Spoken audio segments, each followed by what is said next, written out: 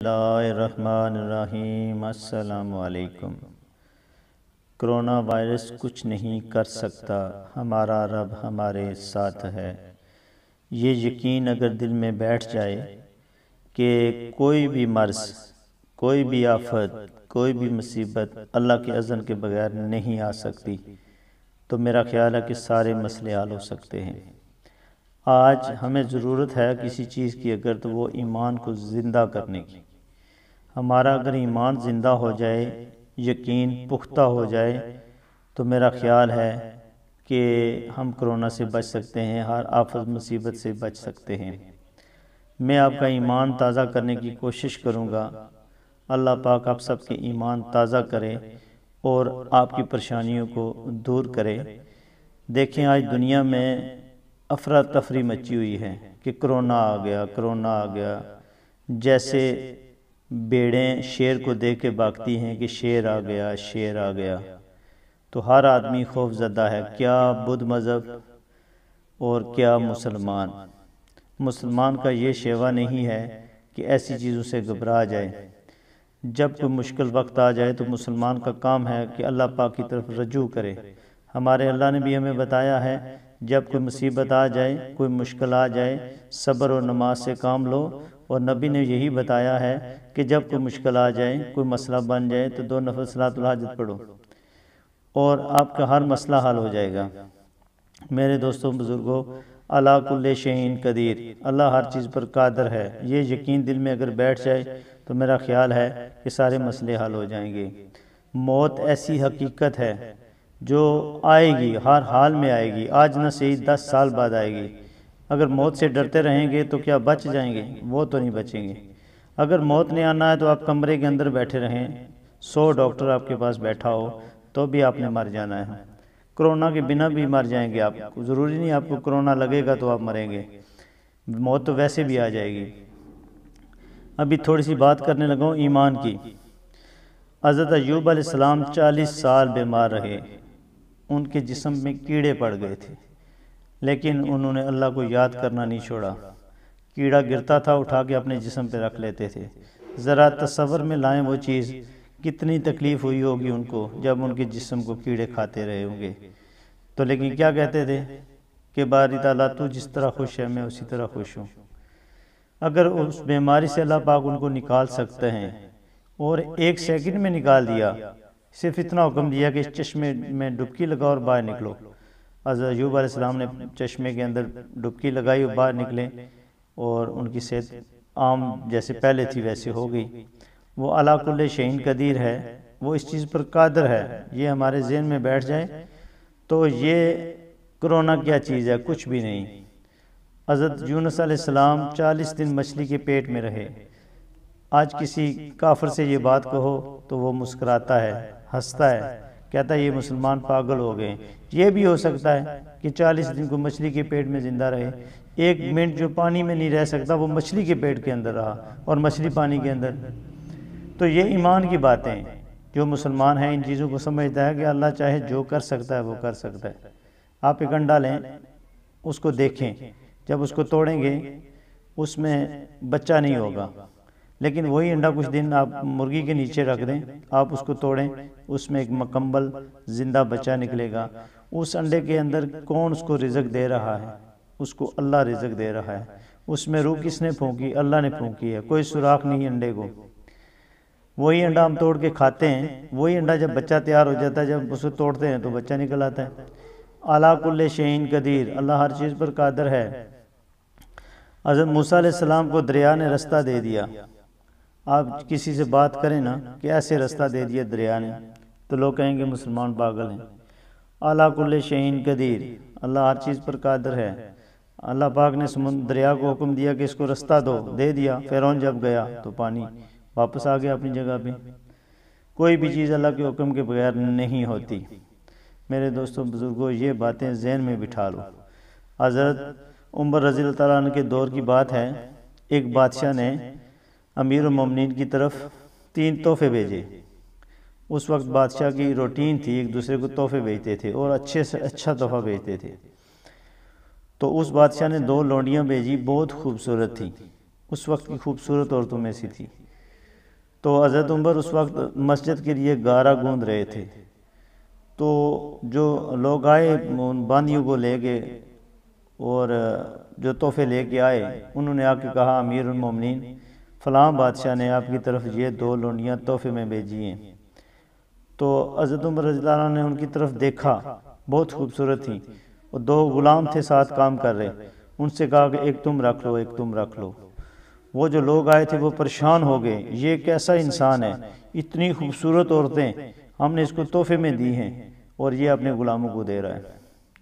اور دوسری چیز انہوں نے دی، وہ عطر تھی، خوشبو تھی، کہا کہ ایک سلائی اگر آپ کپڑے پہ لگا دیں اس کو تو یہ کپڑا پھٹ جائے گا، اس کی خوشبو ختم نہیں ہوگی، اتنی قیمتی خوشبو دی تھی۔ انہوں نے کیا کیا، وہ خوشبو اٹھا کے گارے میں ڈال دی۔ وہ پریشان ہو گئے، پہلے تو انہوں نے باندیاں جو تھیں وہ غلاموں کو دے دی، اب اتنی قیمتی خوشبو انہوں نے گارے میں ڈال دی، اور پھر انہوں نے زہر نکال کے دیا۔ انہوں نے کہا کہ بادشاہ سلامت نے یہ زہر دیا تھا کہ اگر آپ کی جان کو خطرہ ہو، آپ کی جو رعا ہے وہ آپ کے خلاف ہو جائے، 1000 آدمی کے کھانے میں ایک قطرہ اگر ڈالیں گے تو 1000 کا 1000 مر جائے گا۔ تو حضرت عمر رضی اللہ عنہ نے ان کی طرف دیکھا، دیکھ کے مسکرائے، اور وہ شیشی لی، شیشی کھول کے بسم اللہ کر کے پی گئے۔ جب پی گئے تو وہ لوگ تو پریشان ہو گئے، پاگل ہو گئے، یہ انسان کیا کر رہا ہے، یہ اتنا زہر ہے، اتنا زہریلا زہر تھا، یہ ایک قطرے سے 1000 آدمی مر سکتا ہے، لیکن یہ پی گیا۔ تو کیا ہوا، بسم اللہ میں اتنی طاقت ہے، وہ زہر بھی جو ہے نا وہ اسے کچھ نہیں کہہ سکتا۔ حضرت خالد بن ولید نے ایک علاقہ فتح کیا تو وہاں پہ لوگوں نے چال شروع کر دی، وہ سوچ رہے تھے کہ فلاں جو زہر ہے وہ سب سے سخت زہر ہے، وہ خالد بن ولید کو دے دیں وہ مر جائے۔ تو بات پھرتی پھرتی حضرت خالد بن ولید کے پاس پہنچ گئی، انہوں نے کہا کہ وہ زہر لے آؤ، میں دیکھوں کون سا زہر ہے جو دشمن مجھے دینے کی سوچ رہا ہے۔ وہ زہر لے کے آئے، وہ شیشی لے کے آئے، انہوں نے سب کو جمع کیا، انہوں نے کہا دشمنوں تم چاہتے ہو کہ خالد بن ولید مر جائے، اس کو زہر دے دیں، تو میں آپ کو بتا دوں جب تک اللہ نہ مارے تو کوئی مار نہیں سکتا۔ یہ رہا وہ زہر، کھول کے شیشی بسم اللہ پڑھی اور شیشی پی گئے۔ تو وہ دشمن پاگل ہو گئے، انہوں نے سوچا یہ کیسا انسان ہے، یہ زہر جو ہم اسے دینے کی کوشش کر رہے تھے، اس نے بسم اللہ پڑھی اور زہر پی لیا۔ تو بسم اللہ کے اندر اتنی طاقت ہے، اگر ہم سوچیں تو ہم بسم اللہ کر کے گھر سے باہر قدم رکھیں تو میرا خیال ہے کوئی بیماری ہمیں چھو نہیں سکتی۔ آیات الکرسی کے بارے میں کہا جاتا ہے کہ آپ کی حفاظت ہے، آپ گھر سے نکلتے وقت اپنے اوپر پھونک لیں اور باہر نکل جائیں، اور دل میں یہ یقین رکھیں کہ یہ جو مسئلہ دنیا کی دنیاوی جو مسئلے ہیں یہ آپ کو کچھ نہیں کہہ سکتے، یہ بیماریاں، یہ آفتیں، یہ مصیبتیں آپ کو چھو نہیں سکتی، کیونکہ ہمارے نبی نے فرما دیا کہ یہ حفاظت ہے آپ کے لیے، تو پھر ہمارے لیے حفاظت ہے۔ ویسے تو ہم بڑے بڑے دعوے کرتے ہیں کہ ہم نبی کے امتی ہیں، لیکن جب ایسی باتیں آتی ہیں تو ہمارا جو طریقہ ہوتا ہے وہ مشکرون جیسا ہو جاتا ہے، جیسے مشرک کرتے ہیں کہ ہم مر جائیں گے، یہ باغو وہ باغو، یہ کھاؤ وہ کھاؤ، ماسک پہنو۔ میں ماسک کے بارے میں آپ کو بتاتا ہوں، دنیا پریشان ہے، ماسک نہیں مل رہے۔ اللہ پاک نے ہمیں کتنی بڑی چیز دے رکھی ہے، ہمیں تو یہ پتہ ہی نہیں۔ ہمارے نبی کی کیا روٹین تھی، کبھی نبی کی زندگی کو پڑھا آپ نے، کبھی سنا؟ ہمارے نبی اپنے پاس صافہ رکھتے تھے، یعنی کہ کپڑا رکھتے تھے، ہر وقت ان کے پاس کپڑا ہوتا تھا، وہ سر پہ بھی باندھ لیتے تھے۔ کپڑے کی کتنی اہمیت ہمیں پتہ ہی نہیں، آج پتہ چلا ہوگا آپ کو۔ آپ ایسا کریں چھوٹا سا کپڑا رکھ لیں، جسے رومال بھی کہتے ہیں، دوپٹہ بھی کہتے ہیں، اور پرنا بھی کہتے ہیں ہم پنجابی زبان میں۔ کپڑا لے لیں 1 گز کا 2 گز کا، اپنے سر میں باندھ لیں، اور اس کی جو ہے نا ایک کونا اپنے منہ پہ رکھ لیں۔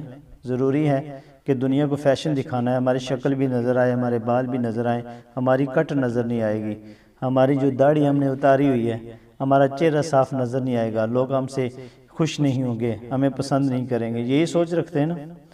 اور عورتوں کے لیے تو اللہ پاک نے پردہ رکھا تھا، آج کرونا بھیجا ہے تو سب ماسک پہن رہی ہیں، تو اللہ پاک نے کہا تھا کہ پردہ کرو، تو دوپٹہ رکھ لیں، سر پہ دوپٹہ رکھیں، اللہ بھی خوش، تو آپ جراثیم سے بھی بچ جائیں گے۔ ضروری ہے جو 20 روپے کا ماسک تھا وہ 200 میں لیں گے آپ، ایک دوپٹہ لے لیں، 2 لے لیں، 2 لیں، ایک رکھ لیں، دوسرا 2 لیں، تو آپ بچ سکتے۔ پتہ نہیں کس وجہ سے ہم لوگ پریشان ہیں، مجھے تو یہ سمجھ نہیں آ رہی ہمارے پاس ہر معاملے کا حل ہے، ہر بیماری کا حل ہے مسلمان کے پاس، لیکن اگر مسلمان سوچے تو میرے دوستوں بزرگوں، اگر میری کوئی بات بری لگ گئی ہو تو میں معافی چاہتا ہوں۔ کرونا ہمیں کچھ نہیں کہہ سکتا، ہمارا رب ہمارے ساتھ ہے۔ اگر یہ بات یقین یہ بیٹھ جائے دل میں یقین، تو میرا خیال ہے کہ کوئی بیماری ہمیں چھو نہیں سکتی۔ موت ایسی حقیقت ہے، اس نے آنا ہی آنا ہے، آج نہ صحیح 10 سال بعد ضرور آئے گی، ایک نہ ایک دن ہم نے مرنا ہے۔ یہ ایسا وعدہ ہے کہ ہمارا دل نہ چاہے تو بھی اسے پورا کرنا پڑے گا، ایک دن اللہ کے پاس دوبارہ جانا پڑے گا۔ یہ ایمان ہے مسلمان کا، باقی قوموں کا تو یہ ایمان نہیں ہے، وہ کہتے ہیں مر گئے تو ختم۔ ہمارا تو ایمان ہے کہ ہماری اصل زندگی جو ہے وہ جنت کی ہے، تو جنت اب ملے گی جب یقین پختہ ہوگا، ایمان پختہ ہوگا۔ اس لیے میرے دوستوں، میرے بزرگوں، اللہ کے لیے اس کرونا وائرس کی بات ہی نہ کیا کریں، یہ آپ کو کچھ نہیں کہہ سکتا۔